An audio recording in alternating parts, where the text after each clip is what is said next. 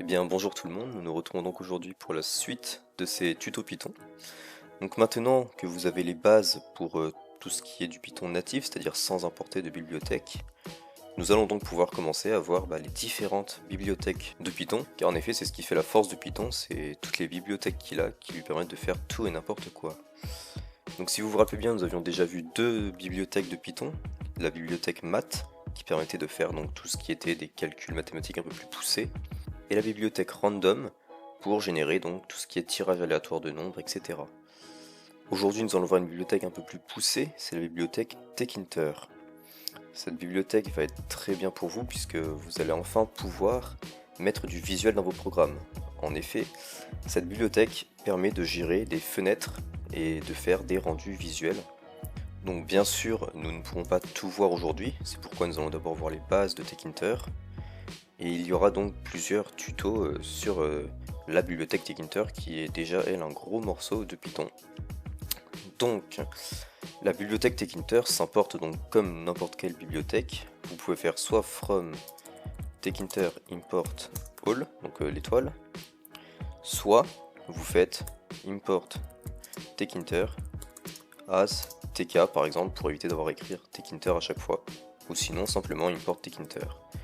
Donc si vous vous rappelez bien, dans la première méthode, la méthode from Tkinter, vous importez donc les fonctions de la bibliothèque Tkinter comme des fonctions, c'est-à-dire que vous allez pouvoir les appeler comme ça, juste en mettant des parenthèses. Et si vous faites la deuxième méthode import Tkinter, vous importez cette fois-ci comme des méthodes où il faudra écrire Tkinter point à chaque fois. Donc c'est pour ça que moi j'utilise tout le temps la même fonction from, qui est du coup beaucoup plus pratique. Donc tout d'abord, la toute première fonction de cette bibliothèque, c'est la fonction tk. Alors la fonction tk en fait c'est elle qui va créer la fenêtre. Donc c'est elle qui va vraiment générer la première fenêtre en fait.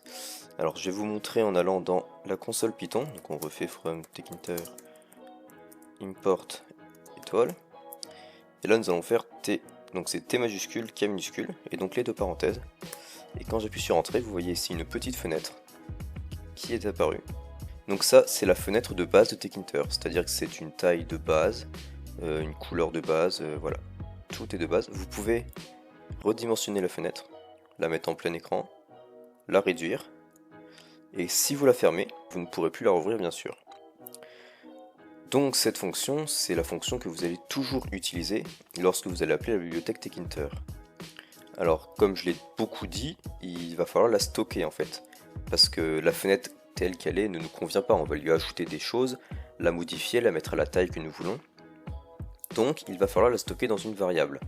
Donc c'est pour ça que nous allons créer la variable fun pour fenêtre. Donc nous écrivons fun égale tk ainsi. Et alors vous pouvez voir que là, si j'exécute le code sur une texte donc avec CTRL B, rien ne se passe, aucune fenêtre n'apparaît. Et ça en fait c'est tout simplement parce qu'une fois que Python est arrivé au bout du code, il s'arrête tout simplement, le script arrête d'être exécuté, il ne va pas tourner en boucle en fait, indéfiniment, et c'est ce que nous voulons qu'il fasse en fait, c'est-à-dire que une fois qu'il aura fini de lire fun, il va arrêter le script et donc automatiquement fermer la fenêtre, on ne pourra donc pas la voir. Et c'est donc pour ça qu'il existe la méthode mainLoop, qui va s'appliquer à la variable fun ici. Donc vous écrivez fun.mainLoop, et là lorsque vous exécutez, vous pouvez revoir la fenêtre apparaître. Et en fait c'est tout simple, dès que Python va lire cette ligne, qui est la dernière, il faudra toujours la mettre à la fin, parce que tout ce qui sera derrière ne s'exécutera pas. Si j'écris print OK derrière, vous ne verrez pas le OK apparaître, vous voyez. Vous le verrez quand je fermerai la fenêtre. Donc dès que Python arrive ici, il va pas vraiment retourner au début du script, mais en fait il va réactualiser la fenêtre tout le temps, ce qui fait que nous on pourra la voir sans qu'elle se ferme. Et donc dès que la fenêtre se ferme, et il va continuer donc à la suite. Donc si c'est le dernier bloc, le programme s'arrête, sinon vous voyez là il exécute le print OK. Donc ce qu'il faut savoir c'est que quand vous importez from Tkinter comme ça, les fonctions de Tkinter, ce seront donc voilà sous forme de fonctions, mais tout ce qui va s'appliquer à la fenêtre, ça sera sous forme de méthode. Donc vous voyez ici la méthode mainLoop, qui est donc voilà, là c'est les 3 lignes de base pour créer une fenêtre sur Tkinter. Donc maintenant nous allons passer à la partie un peu customisation de cette fenêtre. Et on va tout d'abord introduire la méthode géométrie. Donc la méthode géométrie qui s'écrit comme ça, fun.géométrie, c'est elle qui va donc permettre, géométrie, et donc c'est elle qui va permettre de donner les dimensions de notre fenêtre. Je crois que nativement la fenêtre est en 50 par 50 pixels. Supposez vous voulez la mettre en 500 par 500. Alors il va falloir se faire à la syntaxe, donc c'est en str, vous écrivez 500 et x 500. Donc le x fait office de fois, et vous laissez bien tout en str comme ça. Et là lorsque l'on exécute, on voit une fenêtre bien plus grande, donc de 500 pixels de la longueur pour 500 pixels de largeur. Donc un carré bien entendu. Donc là voilà, vous pouvez mettre la taille de fenêtre que vous voulez, peut-être un rectangle aussi, hein, vous faites 200 x 500, 200 x 500, et là voilà, vous avez une fenêtre plus rectangulaire et tirée vers le bas, que vous pouvez encore une fois modifier la taille, vous pouvez la modifier. Et donc justement, si vous voulez, si vous ne voulez pas que l'on puisse modifier la taille de votre fenêtre, il y a donc une deuxième méthode qui s'appelle resizable, donc redimensionner en anglais, resizable, hop. Et donc vous avez donc deux paramètres pour width, c'est-à-dire la longueur, et donc ça va être sous forme de booléen. Si vous voulez si vous acceptez qu'on redimensionne la fenêtre, vous pouvez mettre true, mais dans ce cas-là vous n'avez pas besoin d'appliquer le truc puisque c'est par défaut, et sinon vous écrivez false. Si vous voulez qu'on ne puisse redimensionner que la hauteur, et que vous avez donc appelé la méthode resizable, il faudra quand même écrire height égale true. Vous êtes obligé de mettre les deux paramètres, vous ne pouvez pas en laisser qu'un seul. Voilà, donc là comme est la configuration actuelle, la fenêtre pourra se redimensionner seulement sur la hauteur. Donc on va regarder ça, et vous voyez que là je ne peux pas, j'ai beau tirer, la flèche apparaît mais je ne peux pas l'étendre. En revanche, pour ce qui est de la hauteur, je peux toujours la réduire ou l'agrandir. Et donc généralement ce qu'on fait, c'est qu'on met tout à false, parce que quand on va coder donc l'apparence de la fenêtre à l'intérieur, si on l'agrandit en fait ça va juste ça ne va pas s'appliquer, ça va juste rajouter du blanc autour, donc c'est pas très intéressant.